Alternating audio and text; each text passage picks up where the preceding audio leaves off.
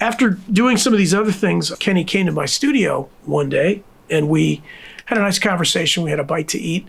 And he said to me, I've been hearing a lot of instrumental themes. I'd kind of like to do like an acoustic guitar lead on a romantic movie or some kind of way like that.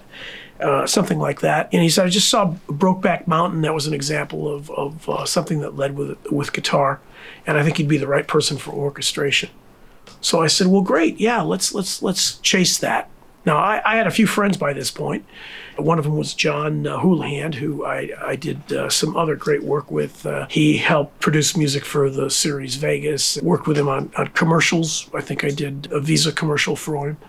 And his brother Patrick, we all played basketball together, and so we were all friends. And Patrick followed John's footsteps and worked at Warner Brothers at the time.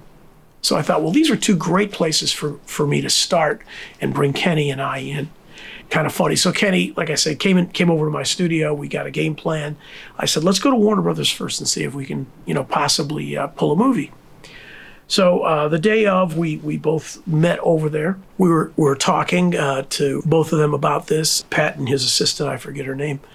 And as we talked, he said, well, how'd you guys meet? And I was about to gush all kinds of praise on Babyface, and he stepped in and he said, I used to work with Jeremy Lubbock, and he was brilliant, but he was hard to work with, kept asking for more and more money, and I found that he was charging too much, so I had Bill, he got the job done a lot quicker.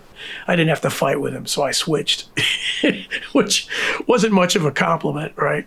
And I'm a bit of a class clown, so I looked at him and, straight face, I said, well, I appreciate that, Kenny, and I want to let you know that that'll be reflected in my next billing.